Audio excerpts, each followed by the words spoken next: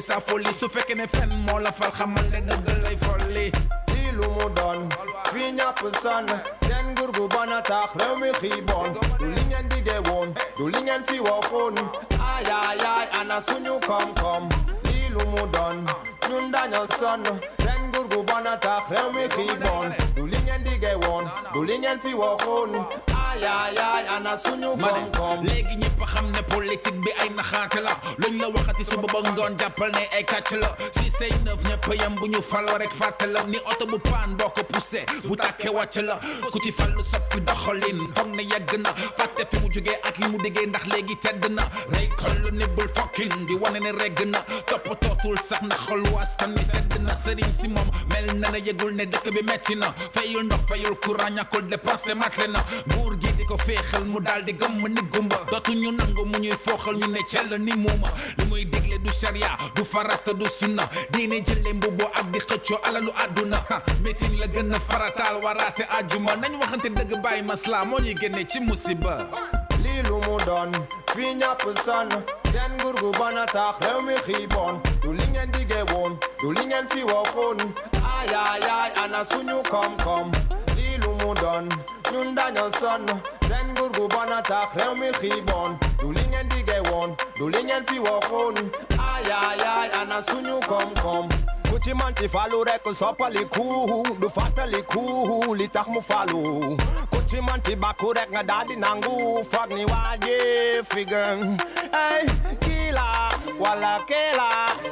ana kii tane sa morom kun ci walu ba di ko sentu mu jël beneen yoon kii la wala kee la ana kii tane sa morom kun ci walu ba di ko sentu mu jël beneen yoon fogawul woon lii lu mu doon fii ñàpp sonn seen nguur gu bon a tax réew mi xiiboon du li ngeen diggee woon du li ngeen fi waxoon ay ay ay ana suñu koom-koom lii lu mu doon ñun dañoo sonn seen nguur gu bon a tax réew mi xiiboon du li ngeen diggee woon du li ngeen fi waxoon ay ay ay ana suñu koom-koom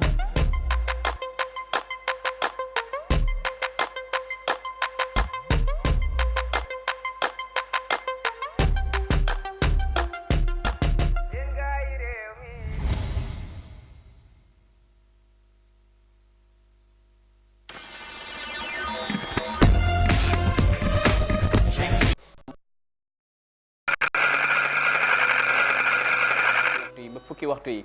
comme niñ ko dee defee rek saa yu nekk dañ leen fi dee amal ki nga xamante ne ni stakeholder la si topic bu ñoo waxtaanee tey nag ki ñu amal si biir kër gi mooy ki nga xamante ni moom non other than honorable Seedy Njie mu nekkoon fi National Assembly member nekkoon na fi tamit li nga xamante ni moom moo nekk Minister of Information and Communication nañ la si programme bi. jërëjëf maa ngi la nuyu di la gërëm di la sant di nuyu tamit képp koo xam ne mu ngi seetaan si jamono ji di follow Eye Africa TV di nuyu tamit di proprietor of the Eye Africa TV di Lamin Kante di nuyu képp koo xam ne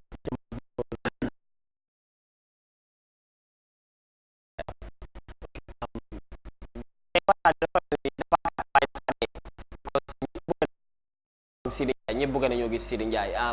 so fu ñoo commencé suñu waxtaan bi tey mooy gis nañ ne Seedy Njie fu mu nekkoon démba ak fu mu nekk tey du benn te soo laajee Seedy Njie mu wax la yenn wax yi nga xamante ne ni ñenn dañoo wax ne Seedy Njie dafa mel ni fu tooy rek mu tag lan moo xew lan nga gis ne moo tax ba change sa mind ba foo nekkoon nga génn fa dem fi nga nekk tey. jërëjëf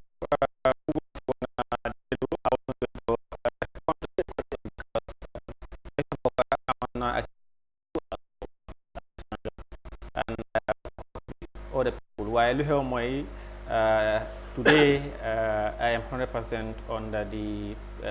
President Adama Barrow's camp.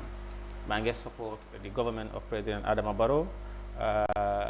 jamono ji tollu ni lool la and dama yaakaaroon ne waxtaan bi tey dafa dañ ko based on the achievement program of the current government but every Gambian knows I've resigned from the APRC and I support President Barrow and his agenda. waaw ponk yow wax achievement si président Barrow yooyu tamit dinañ wax si transparency dinañ wax good governance dinañ wax si ponk yu bari waaye yow stakeholder nga si topic bi tey moo tax gis naa ne dinañ laal points yu ba ama am solo because diaspora bi ñuy seetaan ñu nekk bitim réew ñu ngi yàqamti fu mu nekk nii ñu ngi yàqamti sax pour call already so beneen ponk bi mooy lan moo tax nga dem join président Barrow camp comme noo ko waxee lan la leena mooy following 2017 pour President Adama Barrow take over in this country am na lu bari loo xam ne loolu la promise on Gambians during the campaign one waxoon nañ ne su dee win as the president of this country dina wecci luwaa yi dina yéwénal ba pare improve koom-koom bi économie jëndam ak jaaya bi business bi dina jox nit ñi seen axi doomi aadama mooy seen human rights moo la ñantoo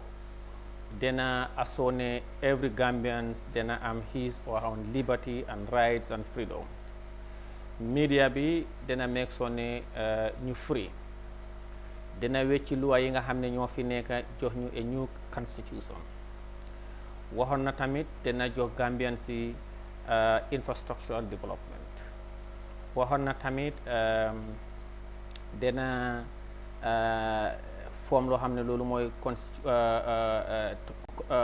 commission of inquiry dina reconcile Gambian si create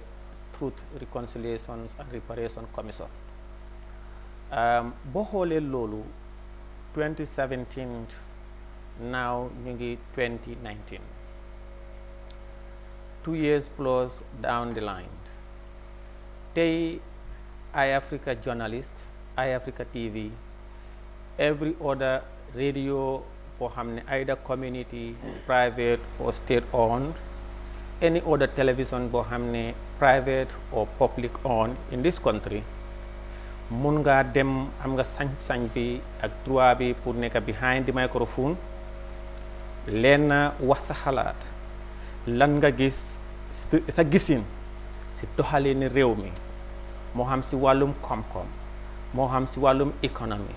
moo xam si wàllum infrastructure moo xam si wàllum governance mun nga tamit am nga sañ-sañ bi pour ŋaañi criticize either objectively some destructively others constructively the nguuri President Adama Barrow ak the passions of President Adama Barrow without having the fear ragaluloo doo xalaat ne su ma fi jógee mun naa am dinañ ma prosecute yóbbu ma court mun naa am dinañ ma arrest kon therefore li nga xam ne loolu la Gambian si yaakaaroon mooy journaliste mébétoon ne pour dinañ mun a practice seen trade bi the members of the pen fraternity without fear of any harassment arrest detention or otherwise or even prosecutions any Gambian koo xam ne mu ngi si réew mi fii tey feel nga ne you can go and criticize the government of President Adama Barrow criticize ko moom si boppam wax sa xalaat dara du la si jot ok kon di nga gis ne si wàllum boobu noonu he doesn't only assert but he ensured and also makes sure ne members of the media are free. ok The proponent of democracy, human rights, rule of law and good governance dañ la daan wax ne they were criticizing our government you know for human rights abuse. our government mooy seen previous government. Yes, for human rights abuses and everything. And President Adama Barrow and his government dañ jox Gambian si that rights. ok so dinaa la bàyyi nga continuer baalal ma rek so da nga ma bëgg a wax ne yow fi lim yëpp yéen seen government bi duñ ko daan def wala fonkuñ ko woon mooy APRC government bi. lu ma wax mooy ne we are in the country everybody was pointing on us ku nekkaa ngi doon joxoñ our government at the APRC government that you know we don't respect you know there's this detention without trial, we don't respect human rights here and there and they want and now wasn't that obvious? And now President Adama Barrow dafa assert and he ensured ne human rights violations is no more in this country. You are arrested, the police will take due diligence, investigate within the 72 hours stipulated in the Constitution. You are either taken to court or released on police bail. And that now it's history for political opponent or members of the media, ñu jël teel beyond 24 hours. These are facts. Everybody hamnako, it's there. So in that regard, Lulu have been realized. Okay, so now, when he came into office, Mr. Honorable, let me finish. That's interesting. Dama bëgg ñu kind of break ko down because points yo nekk di wax ni yëpp points yu am solo la. But lu ma bëgg nga tontul ma mooy loo fi nekk di highlight yëpp dafa mel ni amutoon ci seen régime bi yéen mooy APRC régime. Yeah, what I'm saying is tontu naa la and I told you clearly. Nga ne dañ joxoñ why I'm here today is based on what we agree and based on I would not want to be dragged into another topic. I think our audience deserve to hear from. I won't be dragged into any other topic. I'm here to talk about the strides of the current government and the reason why Gambians should support the current government. Yeah, but and that in the area of human rights is second to none. He has assured everybody that's rights and liberty. But how many can move to dispute law? So, ba léegi suñ ñëwee ci human rights. Yeah, let me continue. Yeah, go ahead. dañ dee wax ne current government bi nekkuñ di exercise loolu noonu 100%. ñu bari ñu ngi wax loolu noonu ñu bari ñu ngi gis ne. In fact, loolu moo lay woon ne that's the beauty of democracy. But tey amul kenn ku lay wax ne your rights has been violated by government. Government disregards the dictates of law, rule of law, def lu la ne. Léegi nobody can tell you that. Loolu amut. So therefore, the proponents of democracy and human rights must appreciate the current role and the current steps government is taking. In fact, additionally, nguuri President Adama Barrow ñoo created Human Rights Commission, appointed members to that effect. Watland is functional, a functional Human Rights Commissions in this country. Lulu is a gigantic stride for President Barrow to address the issues of human rights and democracy in this country. Okay, dinañ ñëwaat ci yow because am na point. Wow, Mangdon, I want to just finish with this so that when we come to another round, we'll be on another issues. Now, when he assured Gambian ne dinañu wecci loi yi. Now, jéego yum jël mooy ne not in piecemeal amendment. But luñ def mooy ne dafa set up the Constitutional Review Commissions jox leen mandate boo xam ne ñoom dañoo dem waxtaan ak nit ñi gëstu loi yi tamit ñi nga xam ne ñoo exist yan façon yi loi lañ need as a democratic state pour draft a new constitution. Therefore ñooñu dem nañ around the country dem nañ in the diaspora so fu mu nekk ne ñu ngi war a ñëw binda pour jox submit to the presidency a draft constitution. Therefore si constitution boobu noonu President Barrow ak nguuram seen it is their desired intention pour key among provisions yoo xam ne dina fa nekk mu a term limit boo xam ne no president dana serve beyond 10 years ak tamit dañ ko entrench tamit danañ fa def absolute majority boo xam ne 51% so that you rule by the majority. Real democracy comes into play. Tamit dana am yenn loi yoo xam ne dina capture all the societies befitting of a democratic nature. So boobu tamit that process is ongoing. Okay, dinaa la dog tuuti su paree ma ñëwaat because point yoo fi nekk di raise yëpp point yu important la although léegi la ñëw dinaa ko introduce njëkka moom mooy honorable MC Cham Junior fu mu nekk nii nag moom si parti GDC la nekk waaye toogut fii in the capacity of GDC moom permanent contributor la si suñu réew programme bi ñu rafetlu ko bu baax a baax welcome to the programme MC. jërëjëf Alaaji maa ngi laa nuyu di la gërëm di la sant bu baax a baax di nuyu honorable Seedy Njie si tey si plateforme bu nga xam ne muy suñu réew foog naa loolu dafa am solo trop pour ñuy waxtaan lan mooy yóbbu réew mi si kanam. foog naa ne lii programme am solo la nekku first time mi ñëw si kaay di programme si pour ñu gis ne rek we need for betterment of this country baax na ndaw itam ñëw toog pour ñuy waxtaan lan mooy yóbbu réew mi si kanam foog naa tey moom dinañ amee naa discussion bu nga xam ne am at every day ku nekk dañ si jàng si yu bëri. for sure léegi nga ñëw waaye xam naa ne dégg nga lu honorable Seedy Njie wax affaire yi transparency because laal na économie bi affaire yi good governance affaire yi human rights yooyu yëpp wax na ko mu ngi wane ne nguur yi def nañ li nga xamante ne ni jéego yu mag a mag a mag la compared to lu ñu fi nekkoon maanaam comme ñun lañ doon joxal ña param mu ne fi mu nekk nii daal nguuri président Barrow bi ñu ngi def li nga xamante ne nii within 2 years plus according to him laka nga gisee loolu noonu. waaw man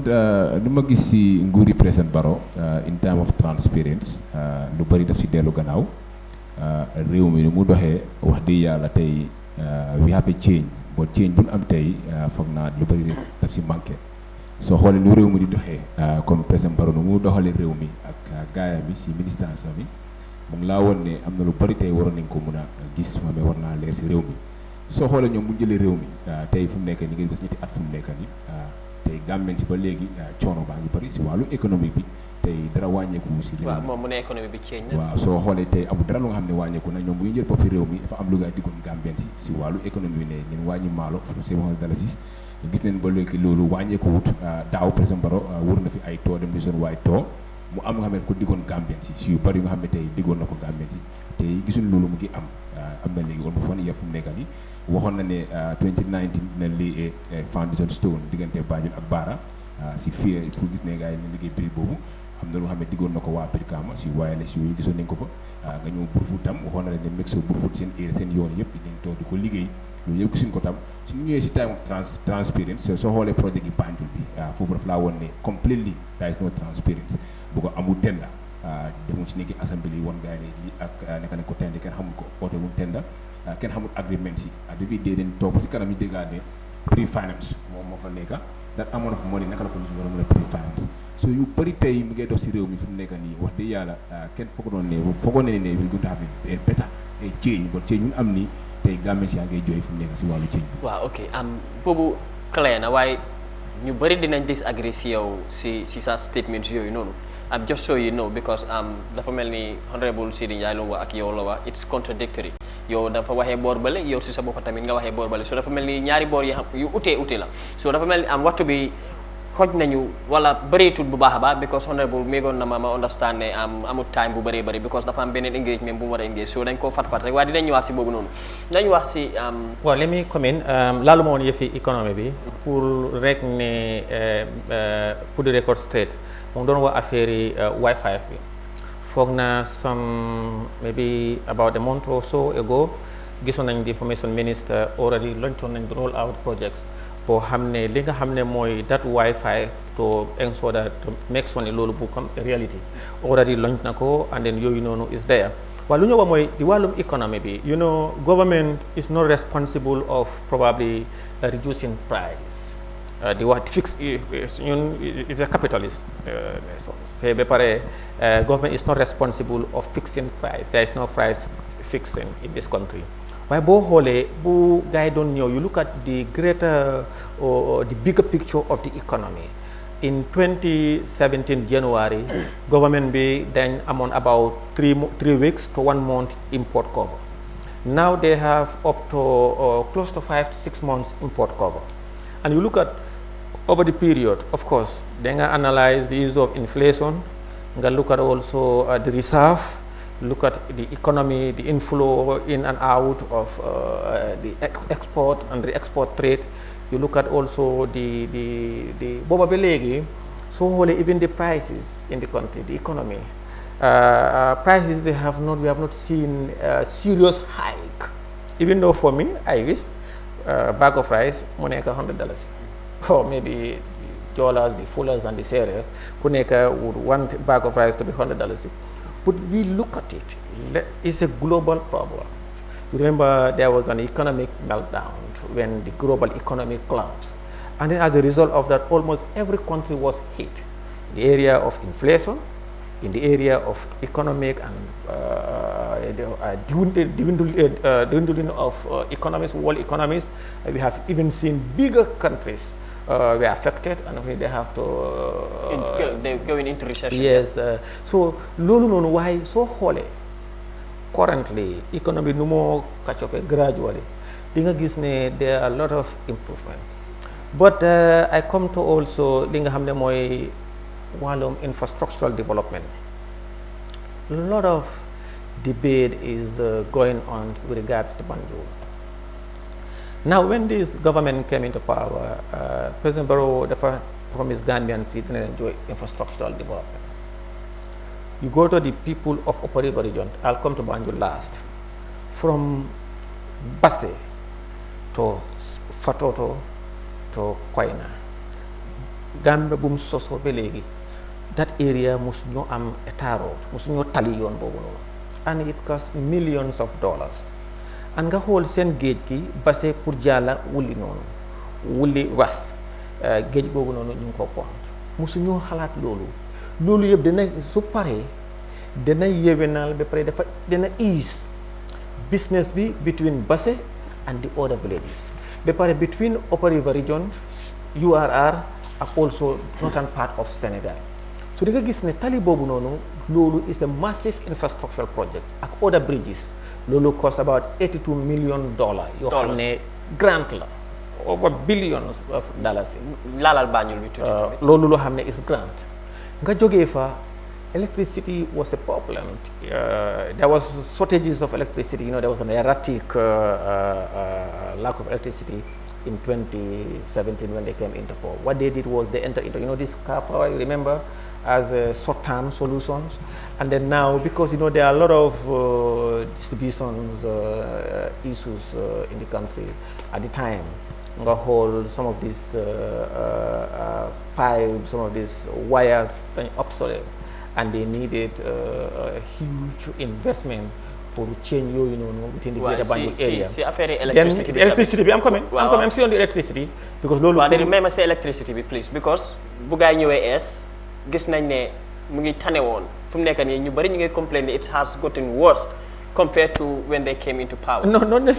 necessarily. No, of course, I'm so people still experience load shedding, but not necessarily the worst. You know, also remember now they are doing a lot of transformations, and so you get change within the greater Banjul area. You know, there's a project boo xam ne pour change some of these obsolete electricity cable and other things. Bepare you go to the lower river region. Why goody bi kurang daf lay dem de. Xana kon goody la gaay def liggéey yoyu nonu. No, what I'm saying, what I'm saying, you know, you have this load shedding. Even though I am not here for Nawek. Well, you were here. I'm not here for that, but what I'm telling you mooy ne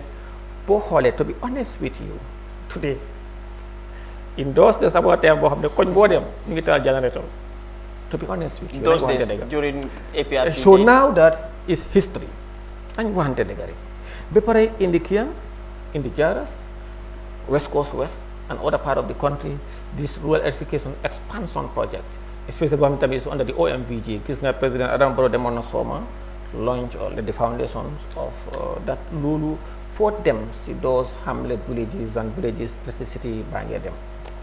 on infrastructural projects. It's all millions of dollars, it's billions of dollars from 2017 to now. Banjul project. It's a mammoth developmental achievement. Whatever procedural that people, I am not privy to that, I have no information about it, I'm not an expert on that. You have no information to that? But me, as a citizen of Banjul, man luma sahal moyne, during the colonial era, you want amuton Banjul. During the First Republic, it was a problem. During the Second Republic, they were not have been constructed. but for a government of the Gambia boo xam ne moo in charge of the country from colonial era, First Republic, Second Republic, up to the second president of the Second Republic is President Adama Barrow. Pour nguur gi xoolaat look at study the entire roads, sewage and drainage system of Banjul. ñu ne pour ñu address ko once and for all. And project boobu noonu foo dem koñ boo dem gox goxaan yoo dugga in Banjul nga construction is ongoing. So da nga gis ne kon the people of Banjul road yooyu noonu is the first lift. Ba pare not only that but dafa boom the economy. Di nga gis ne bépp koo xam ne yaa ngi si koñ sa kër gi the cost the value of the land ak sa kër gi dafa improved because drainage system bi baax na,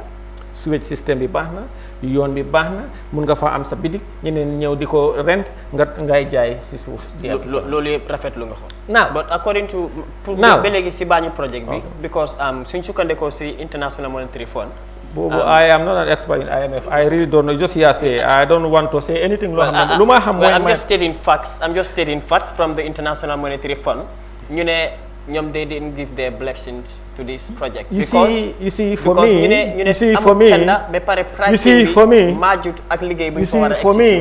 it's an insult. No, I just want for to get International Monetary Fund to come to a sovereign nation with sovereign people. Project bi waruta dem fi xaalis bi dafa xala bari go to this. It's an insult to every sane mind of Africa, a sovereign person. You can't tell me how to develop my country. You can't. If you want to support me, you support me. You don't have money to give me, I go and get money somewhere else. But IMF that one is a non-event. No. Honorable, let's just talk about this. My perspective. The government. No. Let me tell you one thing. I'm coming. You are the host. Yes, you are not debating with me. Ask me question. For me. No. You don't ask me question. Let me respond. If you are not satisfied, give me a supplementary question. That's what I'm doing right now. Not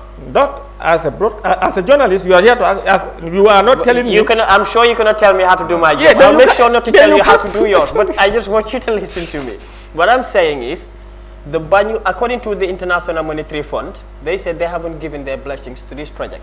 because there was no tender, and if you evaluate the work that is to be done there, doesn't match with the pricing that is written. Okay. The amount of money. Okay, I was asking, what is your reaction to that? Yeah, my reaction to that, for me, whatever procedural challenges or lapses Bohamne is there, it's for the Minister of Finance and the Ministry of Works. And I am not privy at this point in time. I might get back to it. But what I'm saying, as a sovereign African, sovereign citizens of this country and a sovereign person, IMF can't tell me what to do and how to go about it. If they have yet you need money from them. I said me. Okay. That's what, as a citizen. For me, that's what I'm saying. If I need money from you, this is what I want to do your money. If you said no, you don't have it, I leave you, goodbye, I go to someone else. Okay, that's my policy. That's clear. MC dañ ñëw si yow balaa ñoo delluwaat si Honorable Seedy Njie. Banjul project bi. No, let me come in. I'm not sure because I don't have time, and I told you I never wanted to fail you. I'm sure. No, let me come in. And during the arrangement, to be honest with you, I don't go to media for debate. No, we're not debating. No. For me, I'm here on something. Ask me those things first. But if you ask, I'm not here. I'm really not here for that. Don't you think I deserve to give him at least? Of course. But what I'm saying is, to react to to your statement. Of course. You know, I should have been told. I should have prepared because there are certain things. If you're going in for debate, you must. You're not debating. We're just here to talk about things that will take our country to the next level. Well, I worked out. Well, I don't think you would do that. You're a professional. I'm sure you studied law. People look up to you. So I'm sure you're not going to do that. That's the reason why you should have told me. Don't ambush me. Tell me there's going to be debate, or there's going to be another person, so that you will, he is a permanent contributor to this program. Yeah. If you're a permanent contributor, then you don't expect whatever I said, you ask somebody and there will be debate. I have a lot of issues to talk about. You think his reaction might be contradicting what you're saying? No, okay, go ahead. After him, I have a lot of things to continue. No problem. MC, nañ ko fat because xam naa ne dafa war a dem. So, Banjul project bi, gis nañ International Monetary Fund, ñu ne nuñ defee affaire yi waruñ ko woon a defee noonu because amutoon tenda ba pare luñ wax ne la ñoo def foofu noonu ak xaalis bi soo ko seetee dafa mel ni doesn't add up la moo nekk sa xalaat si loolu noonu. waaw xam nga alaaji foog naa ne Banjul project bi yàgg nañ ko waxtaanee fii yàgg naa ko joytu bu baax since ba bu ko président Barrow doon launch Banjul dafa wax ay different kind of la fa wax ne projet gi Banjul bi government am ñoo koy sponsor from the Gambian government. ñu ñëwaat ñu gisaat di ministre of works taxawaat ne dafa nekk pre-finance to Hadim Gueye moo koy def di pre-finance bi so ñu gis ne transparency nekku si projet boobu pare and the other side tam even the municipality bi di su bi partner pour gis ne projet boobu ñoom de leen silent génn na si nekkum partner awee even mayor bi génn na openly wane ne moom even document sax of the project gisut ko so loolu moo laa woon ne transparency bu nga xam ne loolu leen soxla si nguur bi openly pour gis ne everybody nekk dafa leer parce que loolu moo fi nekkoon those last former government bi bu nga xam ne lan moo fi nekkoon ci former government yi nga xam ne comme ne dañoo joxe projet yu nga xam ne sax yow doo xam nu ñëwee da ngaa gis ne suñu gisee léegi di seen team ngi xapu daal so yooyu dafaa nekk beneen affaire so right now foog naa su ne ñu Gambia never again war na mën a gis cëpp loo xam ne ñu ngi koo def dafa war a leer dafa war a transparency at the National Assembly bi nañ ko mën a oo di ministre bi leeral projet bi naka la tenda dafa war a am dañ ko war a announce every Gambians because ministre bi nga ko laajee lu mu wax mooy Gambians dañ war a kontaan because doomi Gambien lañ ko jox waaye ñaata doomi Gambien ñoo amee ñoo nekk ay contract ñu xam ne am nañ ay bagage pour def liggéey boobu sub contract mun naa nekk war nañ ko mën a announce so moo tax ma ne la government bi ba léegi dañ am problème mooy seen direction si baaxut direction si yëpp de wante am because soo xoolee yu bëri tey da ngaa xool ni réew mi di doxee in terms of transparency waaye si nu réew mi di doxee wala réew mi ni mu doxee xoolal la réew mi la mu ngee dox réew mi dara doxut fi réew mi fi mu nekk nii lu fi nekk yëpp mooy tey président Barrow Seedy Njie dégg naa mu ngee wax affaire yi liggéey Brit ay Basse ay yooyu yëpp taxul président Barrow ñëw fi président Barrow lu ko isi Gambia mooy mu reform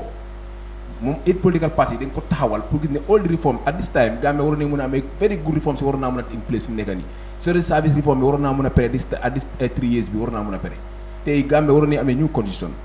te yu bëri waroon nañu ko mën a change looy bon yoo xam ne tey mu ngi si nekk si condition yi Gambia su nekkee ne waroon nañu ko mën a change sax ba gis ne daf am na new condition tey réforme si nga xam ne loolu waxoon président Barrow yëpp looy dégg rek tàmbali na lii door na lii ban la si complete ok so da nga maa wax ne Barrow Alaaji priority am warutoon a focus si mbiri courant mbiri économie bi more of reform tey prison bi président Barrow dafa campagne kaso bi mayentu ba réforme nekk si prison bi Alaaji can I come in? So da ngaa gis ne non boo doon wax man la bàyyi nga wax I just leave you nga wax ba pare so ma bëgg nga understand reforms yi nga xam ne lu leen teg président Barrow tey at this time war nañu mën a prési reforms waaye TRRC bi gaañu ngi si loolu moo tax ma ne den tàmbale CRC bi xam nga loolu CRC bi tàmbale dégg ma ne la Human Rights Commission bi time bi jamono bii war na mën a make sure everything at this time this 3 years bi ñoom den d'accord si ñetti at bi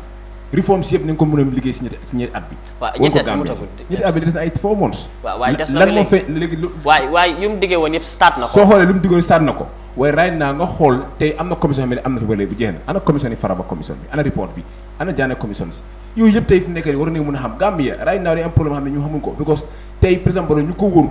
di àndaa moom nekkuñ ko di wax dëgga because ñu ngi koo gëm ne ko réew mi sa loxo la nekka nii yoo leen ànda yoo leen bugga fekk adda vidéo loolu nekku fa nekku di réalité on the ground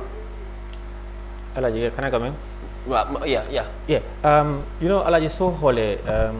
you know to run a country is not a child play. To run a country is not a child play. You know, when you looked at about the issue of reforms, you know, there is this transitional justice is ongoing, the security sector reform is ongoing. You know, am na ñoo xam ne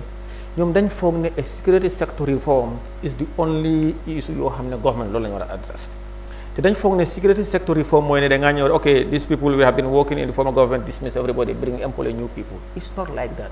It's a continuous process. Reform, you cannot do it overnight. We have seen and heard ñoo xam ne leaders of the coalition, various political parties, ñu ngi laa wax ne at the time luñ foogoon, and now it's not possible practically. You know, when you look at, it's an idea, your projections, lii nga project pour def ko, but is that attainable? Is that realistic? Now, for instance, a constitution, you know, ñu bari against reforms in institutional reforms and legal reform. So, you know, it's President Barrow's desire and interest mooy ne do piecemeal amendment, mooy to an overhaul, a holistic approach in the area of law, in the area of constitutionalism. So if you want to give people a constitution, it must be a consultative. Do nekk loo xam ne dañoo or some people know. That's why the Constitutional Review Commission, over the past 1.5 years, they have gone to every nook and cranny of this country, every corner, have dialogued with people, with other specialized organs, groups, women, youth, elders, and other people. They have also gone to Gambians in the diaspora. I'm not going to say Lolo is West State, but you know, Gambians in the diaspora, you know, they are Gambians. Their views and voices should be heard in ushering in another constitution. Then Lolo Supare, they are going to draft some of these ideas, look at some of the laws, they look at the former, the current constitutions. Why spend $10 million is over pour gay waxtaan ak diaspora si fogolone lu tamit ya koppar la. Wow, no, you know that contribution. No, that's what I say. Some people will say some people will say it's Westage. But are they not Gambians? Their voices should be heard. So for me, I think, man, it was definitely an important aspect of it. Bring them to the diaspora. They cannot go to the end all countries in the world, but certain selected countries where there are a good number of Gambians. Pour watana ñom pour jël sen xalaat comme ñu démé round jël xalaat everybody. Then suñ ñëwé, you know what is going to happen? It's going to take them almost months to review lolu, review the current constitutions, look at other living pour binda lolu. And lolu tamit soko bindé, they file them referendum. There's going to be yes and no. There will be some ñoo xam dañu wone ñun d'accord ak constitution bi, and they will go and campaign for no. Others will go and campaign for yes. And yoy yep process la. So gis nga kula wax ne defa lolu in 3 years lolu dina am. TRRC mu ngi is on going 3 years war na jee. Commissions 3 years. In fact, look, I failed to understand. You see, the Jane commissions, they have not been left to gather dust. It's very voluminous. Defa rëy defa bari. Te ba pare loi bi mu ne may na président juróom benn weer pour mu gëstu loolu mu xool li nga xam because he should look at all those things. Be pare sa because defa bari, there could even be extension for another 6 months, for another 3 months. Te ndax am nga yaakaar ne te di nga gis ne of recent ndax am nga yaakaar ne within 6 months president dina wax dara si in regards to Jane commission bi. Last month also, some 2 months ago, we had the issue of from President Jammeh's assets, or the assets have been forfeited. You know, the Mohamed Bazi, there was press release from the Minister of Justice. That is telling you name.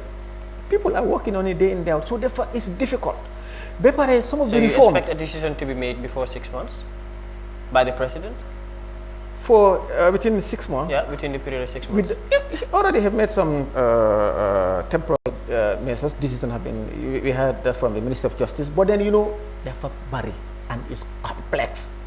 And then you have to take your time, you have to look at it. You know, there's an issue also I want to talk about. You know, President Munemo, you know, not to build on people, but to build on institutions. Institutional building.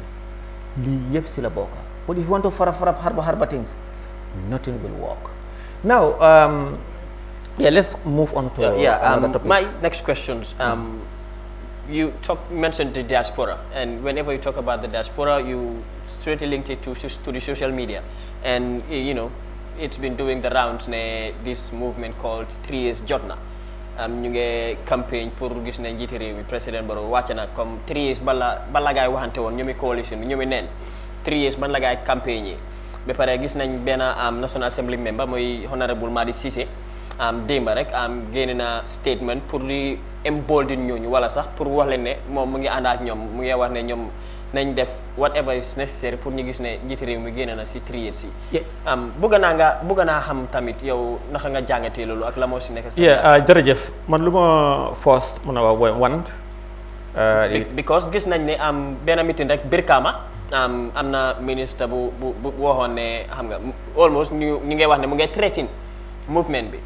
ba pare bro camp bi ak Madi ba pare sax comme Siaka Diatta maa ngeen koo leeral Siaka Diatta moom mu ne kii nii di Madi Cissé National Assembly member bi dafa war a resign because loolu noonu soo ko xoolee xoolaat ko mel ni treason la so ñii ñu ngay waxee fali na le ñii ñu ngay waxee fali na le ba pare yow you were a former National Assembly member you were studying law if you haven't already completed so yow xam nga affaire si xam nga si sayti loi bi ba pare tamit si boori Barrow camp mi nga nekk so la moo si nekk sa jàngat. waaw jërëjëf suma jàngat mooy ne danaa ko tënk maybe si 5-6 minutes. One, President Barrow bu mu ñëwee dafa jox every Gambian right to their own opinion. am na ñoo xam ne dañ am they are entitled to their opinion to say ne na honor the 3 years mu wàcca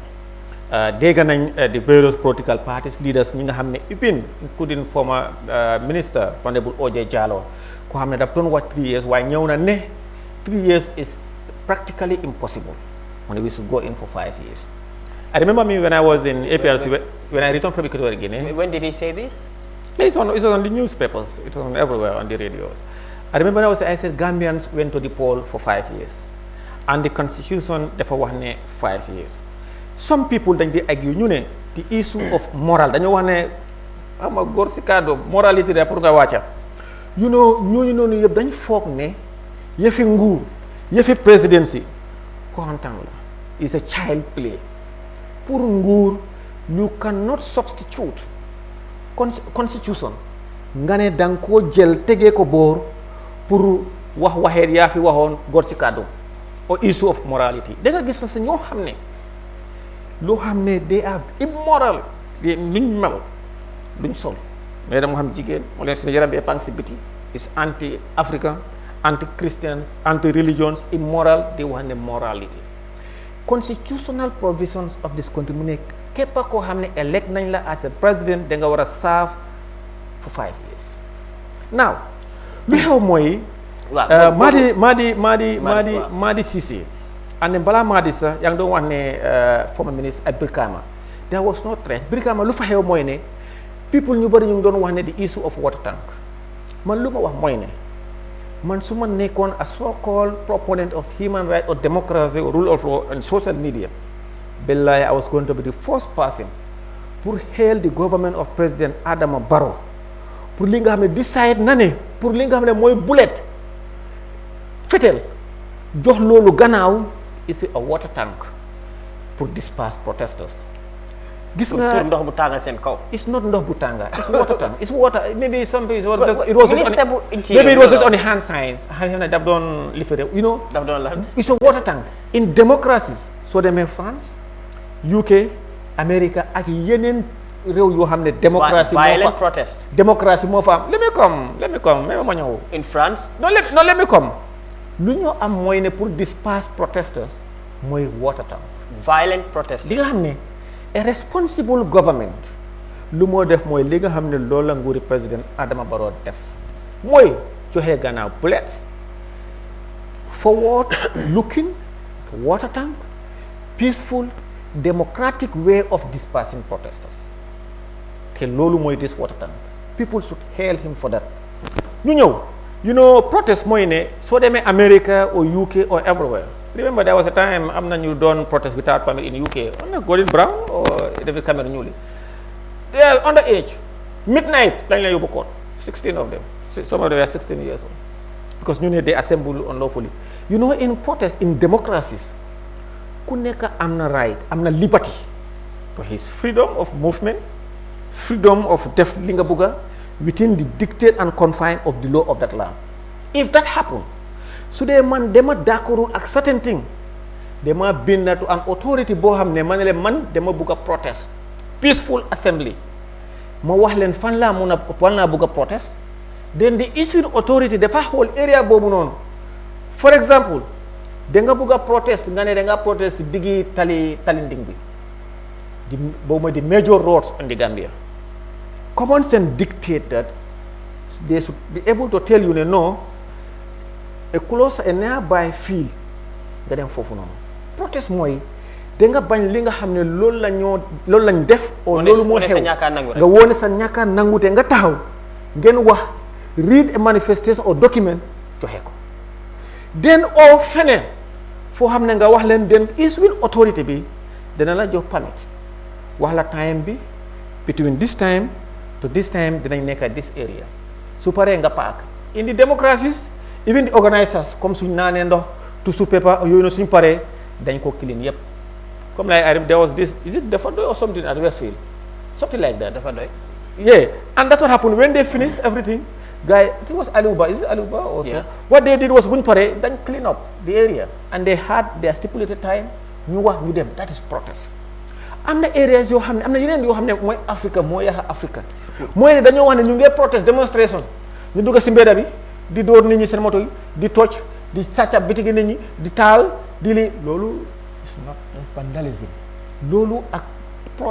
peaceful protest is not the same te loi bi dafa garanti every ba pare yow mi nga xam ne tamit yaa bugg a pour protest am na ñoo xam ne dañ am right ñoom duñ protest de waaye tamit am nañ right pour use the country dem ak ñëw peacefully kon ñooñu tamit ñi nga xam ne ñooy issuing authority bi dañu war a déglu bàyyi xel suuraale ñooñu tamit seen right how to get them kon suñ amee water bi is fine finally nga ne Madi Cissé for me it's no problem not the one to be honest with you I'm disappointed. A sitting member of parliament, a responsible person in any country, you will never call for an illegal dislodge of a democratically elected president. Reason na ko mu ne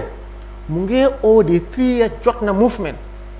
pour December let them come and forcefully remove President Adam Barrow from power. That was treason. That's illegal. In fact,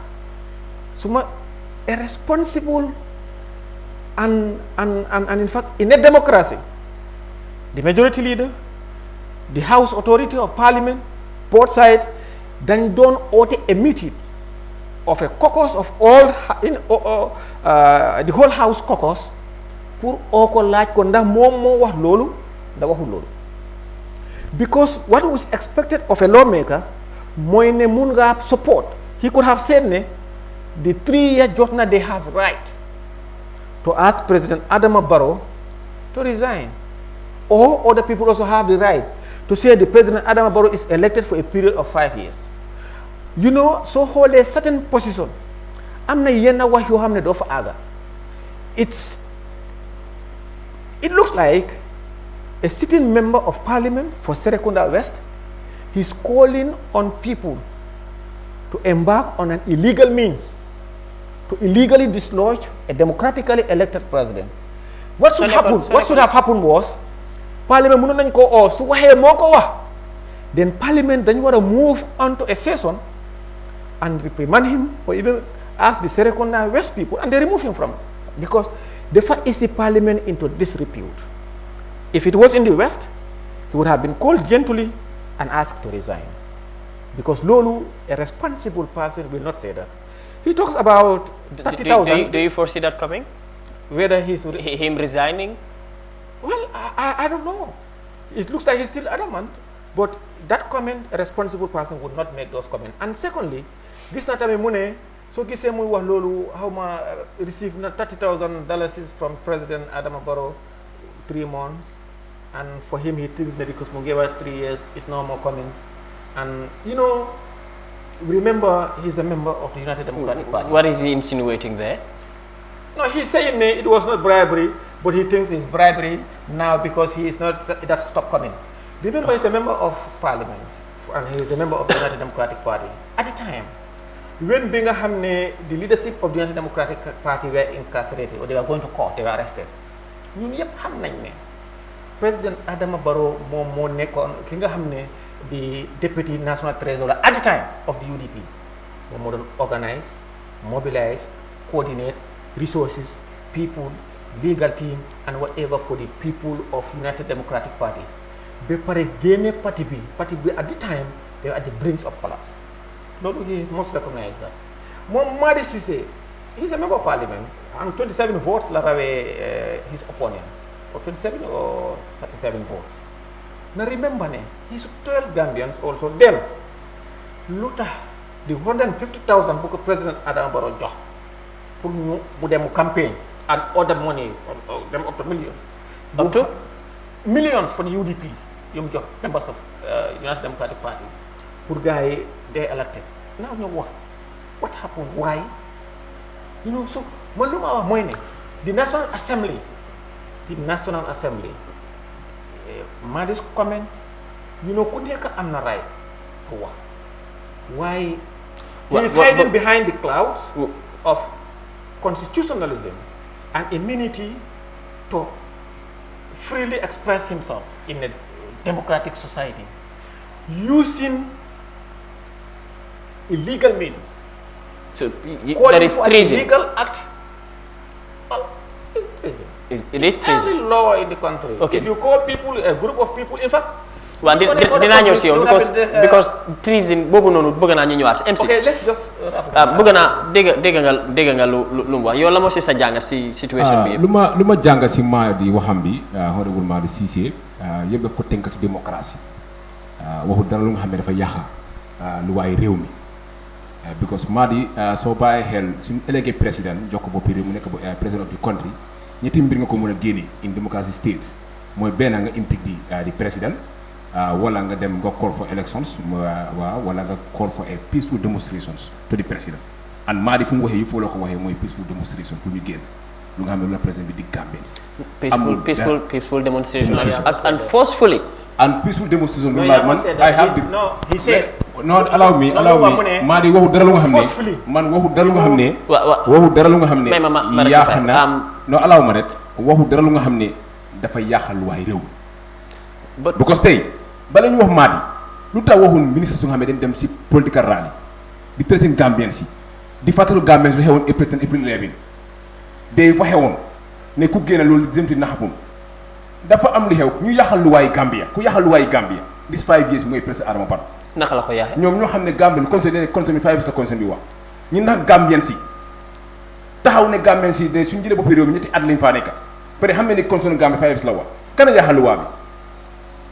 kon this 3 years jot na dañ am right as citizens peut être conseil dafa leen may right pour ñu génn peaceful demonstrations kon Madi fu mu ko waxee yëpp daf ko teg si loi la ko teg. non waaye Madi mu ne forcefully or peacefully demonstrate is not illegal. waaw pour nga gis ne président dafa jël ay cadre. su nekkee ne follow na due process. day follow the due process because Madi tey man dégg naa interview Madi responding Madi with di naka di advice of the president I have the audio fu Madi wax ne peaceful demonstration loolu laa dégg. whether I don't know lu ma déggatee Madi wax mooy yëpp dafa ko tënk si démocratie and démocratie leen wax and this government then campaign against demonstration against Yaya Jammeh ne Yaya Jammeh ku bëgg a génn wane sa lu la naxari Yaya Jammeh not la. waaw ñoom ñu ñëw tey ñu ne within 6 months public order bi nañ ko change par exemple loolu di Gambien si 6 months bi change ko tey moom wax na fi ne par exemple Barrow jël na ay millions ko UDP fan la amee millions yooyu kon cross fu la cross nekk.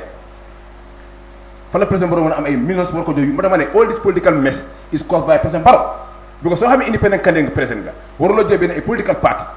bu nga xam ne ay political party ñoo la samp. non waa jox na NRP tamit de. I don't know whether si jox na NRP. non am na parti yoo xam ne joxul leen. bu ko GPD bi seen NRP jox na yeneen parti seen PR bi taxaw na mu ne ñoom gisuñ xaalis bi. waaye seen political. parti the same thing. non MC. man wala parti yi nga xam ne taxaw na ñu ne gisuñ xaalis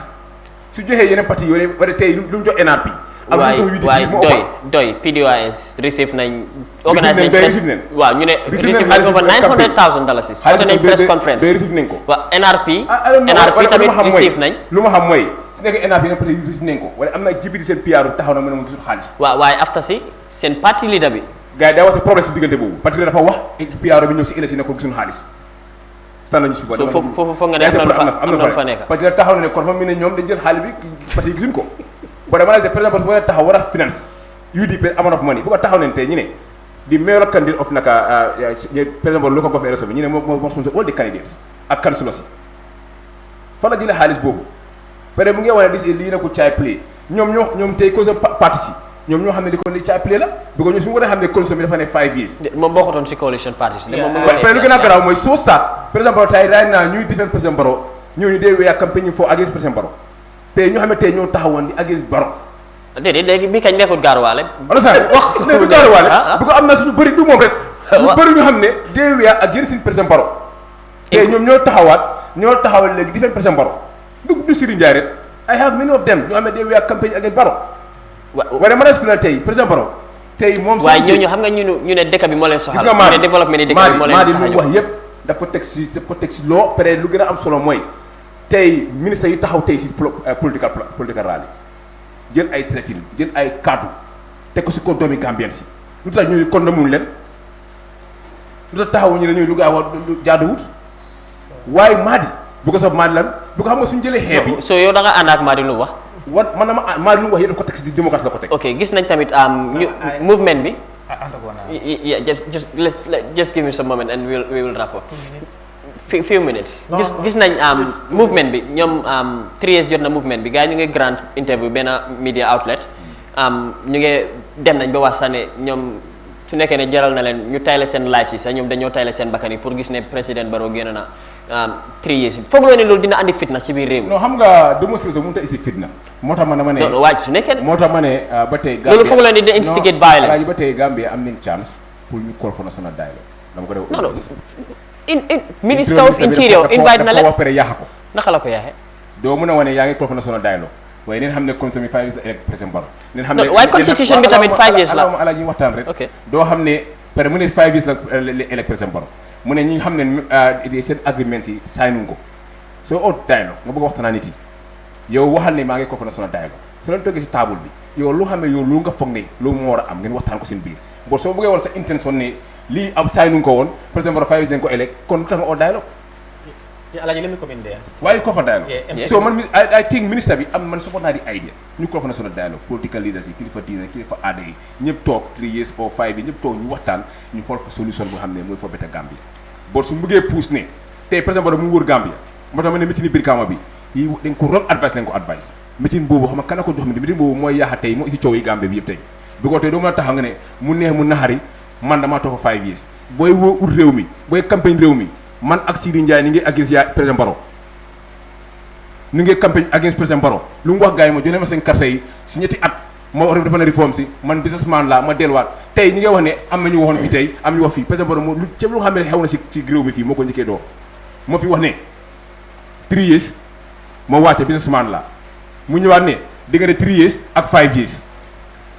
dafa des na si Gambien si tey Seedy Njie wax ne mu ne président Barrow am na 70% de population support nañ ko waaye nag tey président Barrow 70% boobu mu kon fa référendum bi ko su ne diggante 3 ak 5 des na si Gambie ñu decide ko loolu la waxoon. waaye loolu dina yaaxa ko pari Gambia bi de. du yaaxa ko benn ko pari Gambie. loolu préparation bi ak xaalis bi ci tey tey dafa ne diggante 3 years ñoom ñoo daf ko wallaay mu ne 3 years ak 5 years bi suñu eggee foofu Gambie ñooy decide bi ñaar moo mën a am. waaw moo ko wax ñaar mën a am. mooy benn léegi député yi benn référendum kii wax na nag am na 70% of the population support nañ ko. let's go for référendum mu pour ko waaw may ko mu make some non let me comment xam nga nguur nu ñoo doxalee nguur du ne yow lu la ne o li nga foog ne lu la arrangé noonu la ñoo doxalee nguur elections ñun yëpp xam nañ ne dañ dem election pour juróomi at kon amul fenn si àdduna te du fi mun a am foo xam ne di nga dem election after 3 years nga ne nañ delluwaat election boo xam ne pour woone dina is yes or no referendum loolu is not possible te also there cannot be any law boo xam ne let's go to parliament ñu enact a law also to say it's 5 years or 3 years no it's not there and lu ma mën a wax mooy also even today there was a time ma gis somebody mu ne idea bi mooy woon ne suñu wiinee ba pare dinañ delluwaat ci National Assembly bi defar luwaa yoo xam ne dinañ nekk soo ne there is an arrangement you know at this point in time once you are elected as a president da nga serve juróomi at soo bëggee léegi da nga resign if you don't resign also anybody koo xam ne mu ngi is yenn jéego pour remove la from power dégg naa lu ma mu ne peaceful Madi he said clearly to forcefully remove President Adam Barrow from power and then mu ne a demonstration is coup d'état it's illegal seizure of power demonstrations to say ne let's demonstrate remove this man is coup d'état is treason jël fetel des remove the end objective is daane lañ nguur is that not coup d'état waaye lu ma wax mooy ne the issue of 3 year 5 year wax na ba daaneel boppam mu ne a national dialogue see he said the Minister of Interior lu mu warutoon a wax loolu if he's calling for a national dialogue then MC if he's calling for a national dialogue on te warta waxee loolu so gis affaire si politique affaire si dafa funny why I wish it could happen but maa ngi tàggatu nekk ni no waaye balaa ngaa dem 2 questions rek balaa ngaa dem Okay, go ahead. benn bi mooy 3 years jot na movement bi nii su nekkee ne comme nii la moo continuer comme December dinañ sona bu baax a baax because ñëpp réew mi biir tourism industry bi comme bala di andi si réew mi ba pare touriste tubaab yu bëri ak gars yu nekk si diaspora bi suñ dee ñëw Gambia dañ dee book early ba pare lii nii dina def si seen xel yi fitna ba ñu bëri suñ waroon a ñëw sax dañoo cancel because dinañ séntu ne problème mun naa ñëw si biir réew mi ba pare dëkk bu nekk su amee problème rek government bi number one dafa fall number two mu nekk si ay problème so lan mooy sa jàngat si loolu noonu bépp waaw sama jàngat si yooyu mooy ne gis nga nit ki su loo dugga rek da nga ko gestu mooy ne defe naa ne ñi nga xam ne ñoo bokk si trier jot na bi lan mooy seen end objectif lan mooy seen soxal si réew mi si wàllum kaaraange si wàllum koom-koom because da nga gis ne this the matin boo xam ne tourism bi te tourism is a big one of the biggest contributor to the GDP kon yeneen réew oo yeneen yoo xam ne suñ foogee ne dara mu ngi protest dafa mun naa am lu waaye xam naa ne am na matuwaay yoo xam ne bépp doomi réew war na ko mën a jël pour gis ne am nañu dañ ko dee wax ñoom dañ dee wax ñu ne ñoom Seedy Njie ak ñeneen yu wax impasse bi Halifa daf am na te Halifa Sallam doon wax mu ne te dégg naa sa président Adam Barrow am na fu mu ne during the impasse Gambia was able to have two camps during the impasse déedéet maa win déedéet winuloo mooy seen camp ak ñoom seen camp gaa seen camp for a period of 1 month waaye taaluñ benn pono sax taaluñ ko si dëkk bi kon ñu ne su dee jàll nañ foofu kon the issue of di nga xam ne Gambians yi ñoo xam ne ñoom they were ready ñu ne we are not going to war both civilians and military both protection from both sides and diplomatic democracy kon si ki nga xam ne is elected to serve a period of ñu ne constitution bi 5 years at the time our camp ñu ne constitution ñu ne dañu war a dem court that's what you are saying constitution ñoom ñu ne no the constitution say on the 19th January da nga war a wàcca waaye ñu jàllal foofu jàmm peaceful kon MC Madi and others su dee déedéet comme li nga wax ne for a dialogue national dialogue I'm just quoting you just that not you know I have not heard you definitely talking about this 3 years outside I'm just quoting the national dialogue he supports the 3 years Jota by the way he supports yes he supports You know it very well. therefore the parents he supports us strongly here therefore the parents so lu ma wax mooy on a more serious note lu ma wax mooy ne xam nga lan la tax nga ne yaa ngi dem 3 years nga ne démba démocratie amutoon démba human rights violation moo am démba there was not freedom of speech today you have all those things si starting bi waxoon nga ne media houses yi daanaka dafa mel ni léegi la ñu am fit bi pour lifin just pour ma fàttali la rek 2016 buñ doon dem Basse Youth Rally bi Eye Africa TV yónnee woon nañ seen caméraman man si suma bopp laa gaa yónni woon ñoo cover everything GDC senoon nañ fa suñ délégué mu cover everything UDP sele woon nañ parti si yëpp time boobu Yaya Jammeh moo fi nekk de mooy before campagne seen congrès waaw seen youth congress bu ñu demoon Basse Babou Gueye Sonko ñoom Babou Gueye Sonko moom si boppam demoon na fa sax amoon nañ interview ak moom loolu fekk dëkk bi mu ngi taama Eye Africa TV ñoom rek ñoo amoon fit bi ñoo amoon fit bi Eye Africa play ngeen an important role because even during the impasse Eye Africa Alaaji ok kon léegi MC so MC maa ngi gërëm MC di gërëm ñi nga xam ne ñooy déglu si jamono ji waaw déedéet léegi you say another question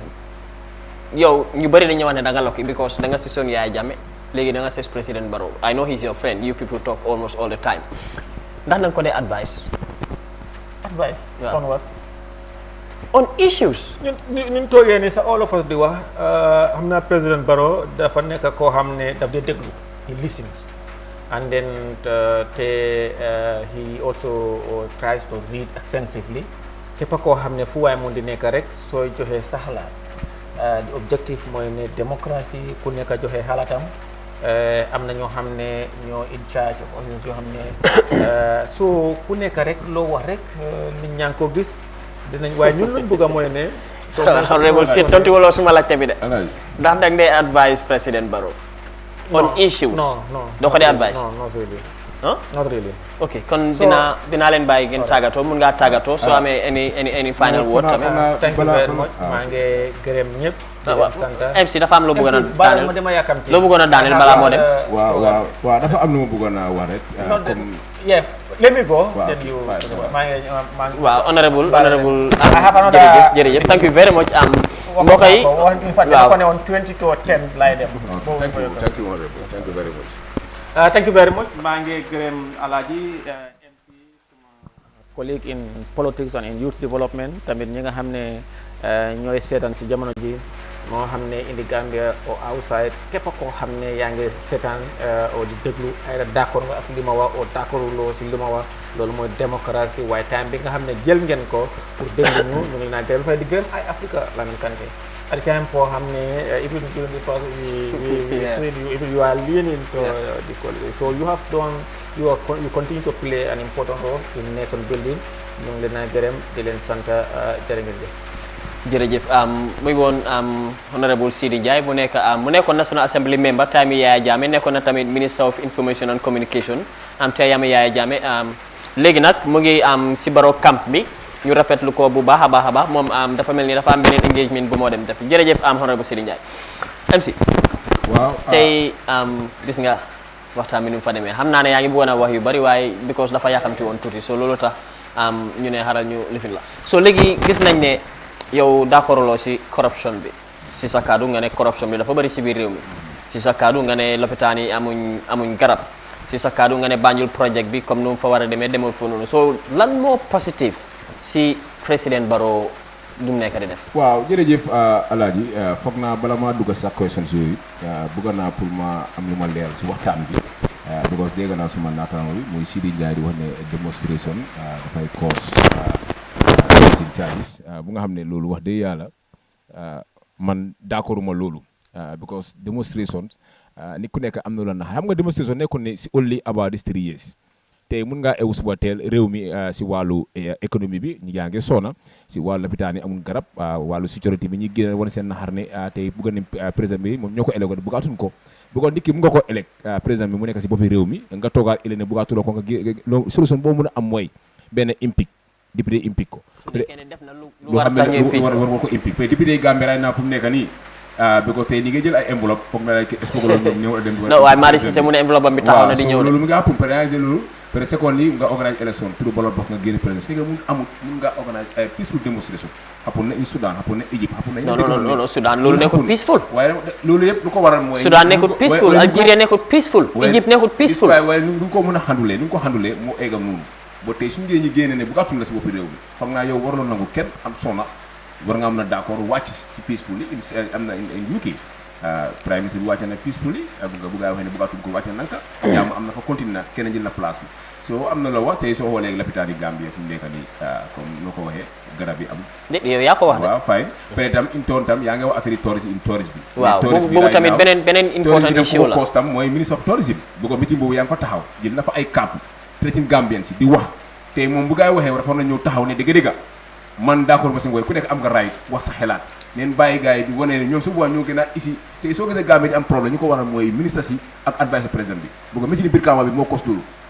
tourisme ministre jël na fa ay kaddu so balaa métti ni Brikama bi problème amutoon affaire ba ngoon dal nanka moo neen naxante ba métti Brikama dañ ko jël métti ni ak defante te foog naa government war na mën a ñëw jaay seen programme jaay seen agenda si moom la nga amal Gambien si bon soo ñëwee foofu tey nga nekk fa di wax affaire yi ne mu nee mu naxari ku génn lu xewoon April 11 fàtte war nañ ko fàttalu Gambien si xam nga loolu yaa ngi fi lu dee barki di ma njaay ngi tiyaras bi doon na si loolu léegi advice président bi wax loolu soo foog naa loolu war nañ ko mën a fay nga xool tam si wàllu transparence bi barki di njaay gis nga ports taxaw na tey ñu ne ñoom di bëgg a liggéey naka police zone ma kam ko dëkki président Barrow tey nga xool port soo jaaree si terminal bi seen wanag yaa ngi bon port laay naa machine bi war a wàcce conteneur benn rek moo fa nekk pour ñu wàcce conteneur sa problème fu mu nekkan ni ñi ngi am lu bëri nga xamante ñu ngi ko war a adresse defuñ ko peut-être normalement tey ministre of interior pour su nekkee ne tey ay ji def dafa soxla daka police so war nañ ko mën a jaar toujours des line of the ministre of interior kooku raay na si budget bi suñ koo téebatu di assemblée ñu war nañ at bi bëgg nañ liggéey amount of this naka police station la bëgg liggéey si yéen loolu yëpp amut so da ngaa gis ne Gambia tey ku nekk rek yaa ngi yaa defal sa bopp so loolu raay naa problème mu la nekk fu mu nekk nii lopitaan yi tey man suñu yëpp mobilisé bi am na accident dem lopitaan tey si guddi lañ ko tampon ba si heure 3 o'clock lañ ko mën a scan ku bala dafa tëri si peen la tida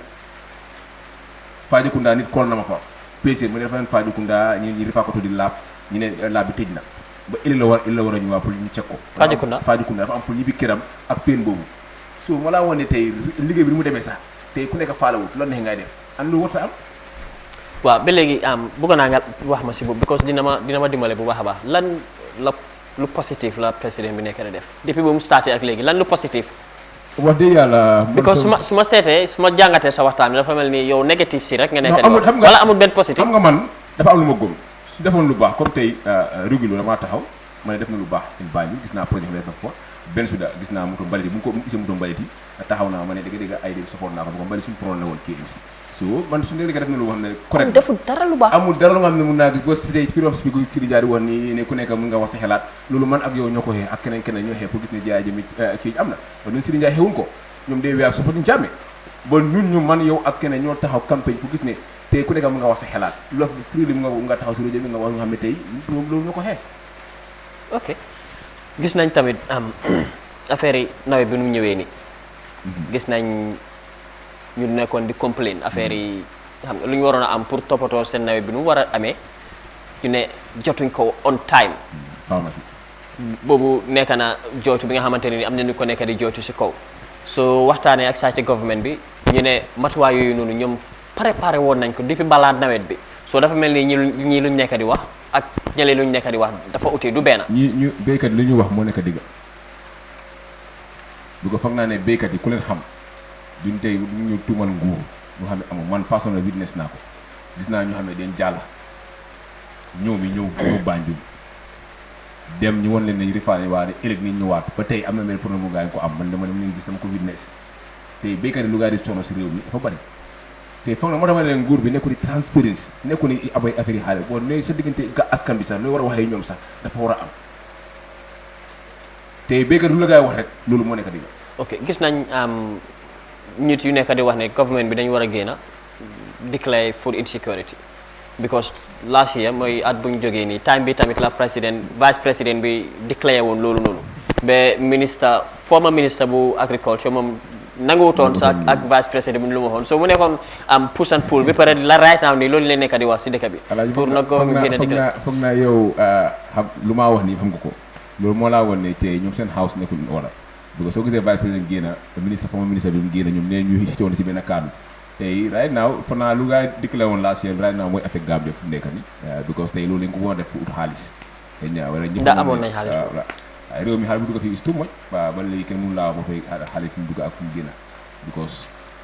soo bàyyi xel EU bi lu gaa dugal si xaalis si réew mi fii te yu bëri waroon naa mën a wàññeeku yu bëri war nañ ko mën a gis waaye ba léegi li ñu fi gis mooy commission yu bëri rek lañ fi gis so nañ wax tuuti si président bi su nekkee ne jóg na 3 years wala jóg na 5 years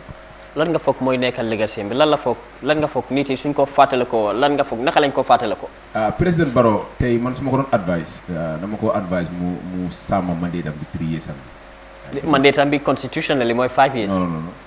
constitutionally mooy 5 years déedéet xam nga foofu la gars yi bëri di misunderstand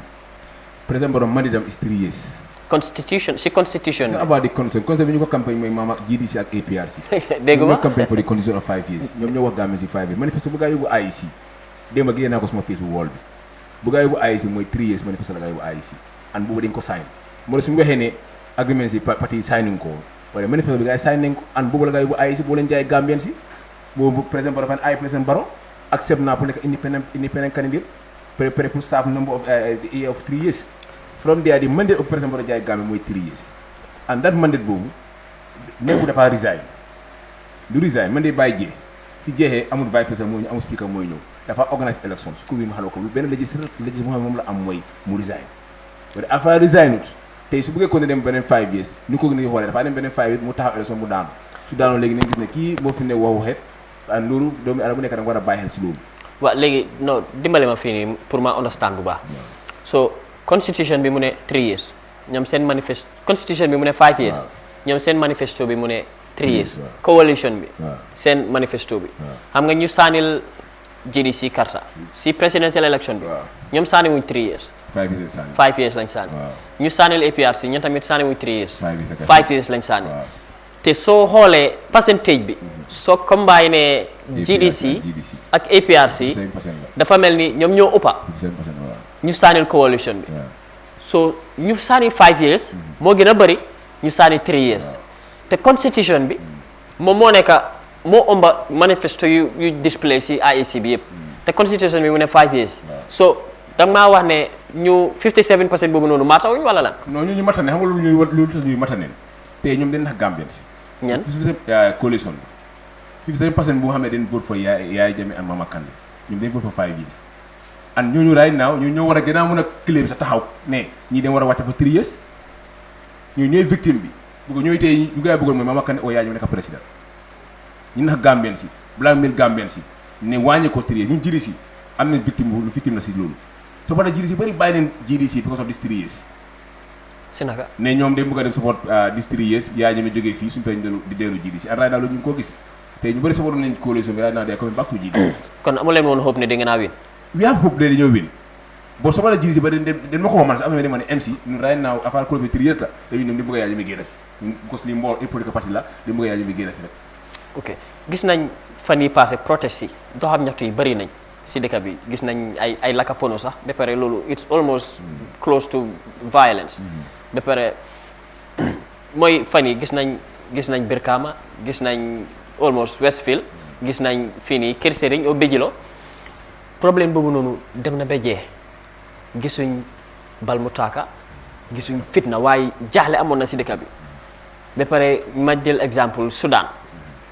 gis nañ Soudan gars yi protest la gars yi starté woon gars yi génne nañ seen président bi waaye over 100 nit dee nañ fa gis nañ Algérie tamit seen président bi bu mu waxee ne du wàcca ñu def process foofu noonu ñu bari ñu gaañu si gis nañ tamit Tunisia so ñii mouvement bii nii su nekkee ne matuwaay yu ñu jël nii dañ koo continuer fogaloo ne Gambia dinañ nekk exemple si comme dëkk yooyu noonu. non Gambia du nekk exemple comme dëkk yooyu. because président bi su waxee du wàcca ñële tamit ñu ne duñ wàcc duñ kii ko gis nga these 3 years bi mun nañ ko xandu nga xam ne jàmm rek mooy am because moo tax ma ne we have to call national dialogue pour ñu waxtaan ba da ngaa gis ne dama feel like ne adviser président Barrow bi nekkul di ko advice correctly because te ñoom ngi gëm ne di condition bi dafa ne 5 years dafa ne 5 years te ñoom gis na ne président Barrow xam na ne condition bi 5 years la ak coalition members yi après lu gën a garaaw te ñuy support président Barrow mu dem comme Seedy Njie lu mu ko wax mu ne am na ñamet léegi ni ngeen d'accord pour dem 5 years parti yooyu yëpp léegi right now soo leen compare yëpp is less than 10%. parti yëpp waaw ñoo xam ne dañuy support président Barrow mu dem for 5 years soo leen boolee yëpp less than 10% la. mooy NRP ak ñan. NRP GMC and GPDP ak other parties yooyu. because gisuma officially from the PEP ne ñoom daal di support 5 years moom wax na ne OJ loolu la wax I don't know gisuma loolu OJ lu ma dégg moo xam mooy Barrow dañ ko impose 5 years bi. ok gis nañ gars yi protest bi about anti crime issue bii nii génneen lañ leen woy coming to almost 1 month ba pare gis nañ ñu associate loolu gis nañ ne commencé nañ di arrest ay nit depuis boobu noonu protest bu yàggut rek jël nañ kii nii am benn artiste mooy Killa Ace ñu arrest ko after 1 month maanaam weer moo nekk si diggante bi depuis buñ defee protest bi ak buñ commencé di arrest tuuti moo des moomut weer lan nga foog moo tax mu jël time before gars yi doon ak si seen ak si nii di def seen arrest yi. waaw xam nga dis démonstration bu amoon Brikama and Serekunda xëy na bu Serekunda bi dafa beete bu Brikama bi boobu foog naa dama bilim di ay ji because ñoom su nekkee nit ki dina na permit ne dafa soxla permit ku péropul yaaxa ku yégal police bi ne na mu nga génn kooku péropul yaaxa wala ku jóg génn xëy na ko nga mën a am 2 minutes si ñoom foog naa ñoom war nañu mën a jóg ay permit from there ñu protect ñoo xam ne ñooy génn pour def démonstration bi peacefully loolu police yi always ñoom dañ war a bàyyi xel this coalition government dañ war a bàyyi xel ne ñoom dañ doon campagne dis naka ne yaa ñëwee doon ay Gambien si pour am permit pour génn war leen naxaari so ñoom suñu tëb ubboy war nañu mën a joxe permit bi non waaye su nekkee ne nag séntu nañ ne suñu garantie permit mais bi problème dina fa am xam nga permit bi soo ko joxee yow responsable police la pour ñu protect waaw su nekkee ne nag ñoom amuñ yaakaar bi ne dina mën a protect ne problème du am alaaji ni ko xam ne dafa wane lu ko naxari si municipalité bi local government bi peut-être local government act bi dafa ne 60% of the naka revenue yi dafa ruñu back to the people so right now tey si gisee loolu nekku di ñëw seen marché bi nga am problème seen yoon yaa nga am problème am ngeen raay pour jóg dem si municipalité bi boo ñoom leen élect wala li mënu naxari ñu bina lu gars yi di war a bina seen koko moom from there mu xool ak comité am bi wala mu oo ñu ñi waxtaan naa ñoom bon foog naa ne warul aye gars yi permit man nanguma loolu man even apply permit sax man d'accord ma si man lu ma d'accord mooy nga informe di police comme fekka nga informe leen rek informe di police man loolu laa d'accord man dama bëgg a informe police bi na ne dañu bëgg a démonstrer bu sangam yi police ñoo protect leen wala pour am bi ay permit ne da nga bëgg a démonstration bëgg a dis public order ak bi mooy si loolu yëpp non waaye foog loo ne loolu dina yaaxa démocratie di ko public order ak bi right now moom dañ ko war a génne bëgg moom la gars yi campagne sax boobu bokk na si lu tax yaa jëm nga daanu si dëkk bi fii bu noonu solo sanden loolu looy daa buñ gars yi génne def public order ak boobu moom la noonu parole dañ campagne yi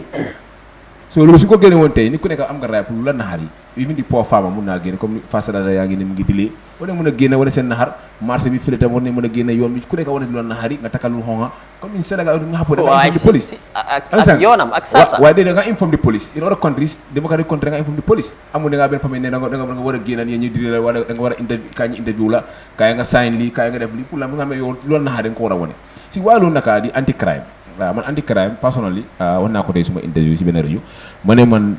nanguwuma si loi Gambie amul fenn fu mu waxee ne soo jàppee ni kenn ko war a dóor loi bi dafa ne soo téye nit ki 3 hours wax ko soo ko charge nga charge ko from there 72 hours soo ko mënee bu kon bu ko soo amul benn évidence si moom nga bàyyi ko mu ñibbi këram bon waroo téye nit ki di ko dóor nanguwuma loolu ba tey itam dat booy boobu fam tuñ naka daa ba àndoon na bara ku gaañu noonu ba léegi suluñ ko fu mu nekk nii understand nga right now war nañu def di post fu mu nekk nii jox ko famille bi ñu suul ko bu ko xam ne weeks fu mu nekk nii fanaa loolu itam par exemple liggéey bi ñoom police yi am nañ time because ñu doon find out lan moo cause bu ko man tam nanguma laka kiri jaamun despite ni ngay def démonstration bu la nanguma laka kiri jaamun laka place yi jaamun daaji bitiki jaamun foog naa sa dëkkandoor la sériwantew la waaw Ibouta suma dëkkandoor la so loolu moom d'accorduma ko mun ngaa wane loolu naxar yi nga génn wane ko waaye dem laka ay bagage loolu am na den su laxasu loolu moom d'accorduma si waaye dama feel like ne su nekkee ne tam police yi am nañ raay seen loo bi because tam ni ku nekk noo amee raay pour def démonstration police yi am nañ obligation tam pour protect life and property of this dinaa la dog tuuti rek because dafa mel ni waxtu bi jàmmi nañu waaw waaye naa la bàyyi nga tàggatoo tamit kon jërëjëf Alaaji maa la gërëm waaye tey moom dibéer baa ngi xaw a boori bu ko gis naa Seedy Njie wax dëgg yàlla pare pour tàngal affaire pour ñu discours bu ko bàyyi gisam nga mu ngi abo ju bëri foog naa war naa mën a ñu gën a mën a waxtaan ndaw la may ndaw ala bi de suñu dibétee li dafa tax ëllëg muy tax muy gën a dooleel démocratie bi mun neen am disagree to agree from there ñu as a family loolu laa expliqué boo foogoon naa ne dibé bi te na neex na nekk lu nga xam ne ku nekk na si jànga waaye boot dafa seedal daal waaw peut être mu ngi personnally xam nga gis na willing to debate xam nga waaye ñu ngi ko ba léegi rek boo xam nga gars yi amul dara lu gars yi mun a wax because tey kaami baro bi dara mënuñ ko wax Gambien si because feel neen Gambien si yaakaar bu amoon si nguuri baro tas na waaye maa ngi laa gërëm bu baax a baax thank you very much jërëjëf mu nekk MC Cham moom permanent contributor la si programme bi ñu rafetlu seen seetaan bu baax a baax dinañ fi ñëwaat beneen àllarba dale ko juróom-ñeneenti waxtu yi ba fukki waxtu yi seen mbokk la Alhaji Abdoulaye Cissé jërë ngeen jëf.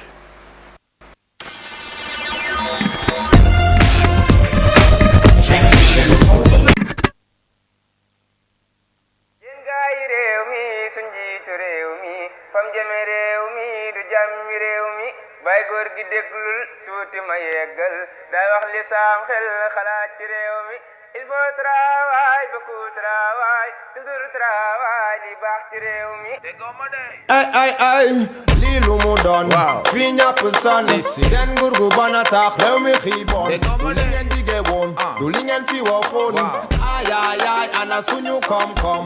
lii lu mu doon ñun dañoo sonn seen nguur gu bana tax réew mi xiiboon du li ngeen digee woon du li ngeen fi waxoon ay ana suñu koom-koom dëkk baa ngi tooy ba inondé ci lim la ndam ak wóora di askan wi di jooy ndax jaaxle ñàkk dërëm ak wéra di nga dëkke tukki dem ak dikk doo toog ni ko tëra di sa nguur a bëri sikk ak i jëwrin yu xamadi yaay fal di folli di teg di bum di bumi weer bu nekk remaniement bu bees ni yëre bu ñuy summi yaay wax di weddi di jël di bàyyi te kenn du ne du nii ku lay jéem a weddi takk der yi jàpp landu lii xanaa gi soo ne ñi la wër ñoo gën a foqale bukki dañoo xiif ba bu ñuy lekk ginaar sax duñ ko suqi mais nag doo yàlla ndax munoo fekke ba cëg fekke guddi njiit bu bon ni bañ bu yàqu li ciy pexe mooy buddi mooy tul ñu mujj ak yow ni wàccu ni si mujj ak benn ali wàcc si tali bi génne la pale bi nga daal di lali la foule folle personne ne peut arrêter sa folie su fekkee ne fenn moo la fal xamal ne dëgg lay folli lii lu mu doon fii ñàpp sonn seen nguur gu bon a tax réew mi xiibon du li ngeen dige woon du li ngeen fi waxoon ay ay ay ana suñu koom-koom lii lu mu doon ñun dañoo sonn seen nguur gu bon a tax réew mi xiibon du li ngeen dige woon du li ngeen fi waxoon ay ay ay ana suñu koom-koom léegi ñëpp xam ne politique bi ay naxaate la luñ la waxati suba ba ngoon jàppal ne ay kàcc la si say neuf ñëpp yam bu ñu faloo rek fàtte la ni oto bu paan boo ko poussé bu tàkkee wàcc la ku ci fallu soppi doxalin foog ne yegg na fàtte fi mu jógee ak li mu diggee ndax léegi tedd na rey koll ni bul fokkin di wane ne regg na toppatootul sax ndax xolu askan wi sedd na sëriñ si moom mel na ne yëgul ne dëkk bi metti na fayul ndox fayul courant ñàkkul dépense te matle na nguur gi di ko féexal mu daal di gëmm ni gumba dootu ñu nangu mu ñuy fooxal ñu ne cell ni muuma li muy dégle du sharia du farata du sunna diine jële mbubboo ak di xëccoo alalu àdduna meeting la gën a farataal waraate àjjuma nañ waxante dëgg bàyyi masla moo ñuy génne ci musiba lii lu mu doon fii ñàpp sonn seen nguur gu bon a tax réew mi xiibon du li ngeen dige woon du li ngeen fi waxoon ay ay ay ana suñu koom-koom lii lu mu doon ñun dañoo sonn seen nguur gu bon a tax réew mi xiibon du li ngeen dige woon du li ngeen fi waxoon ay ay ay ana suñu koom-koom ku ci manti falu rek soppaliku du fàttaliku li tax mu falu ku ci manti bakku rek nga daal di nangu foog ni waaje fi gën ay kii la wala kee la ana kii tane sa morom kun ci walu ba di ko sentu mu jël beneen njoon kii la wala kee la ana kii tane sa morom kun ci walu ba di ko sentu mu jël beneen njoon buñ ko fogawul woon lii lu mu doon fii ñàpp sonn seen nguur gu bon a tax réew mi xiibon du li ngeen dige woon du li ngeen fi waxoon ay ay ay ana suñu koom-koom lii lu mu doon ñun dañoo sonn seen nguur gu bon a tax réew mi xiibon du li ngeen dige woon du li ngeen fi waxoon ay ay ay ana suñu koom-koom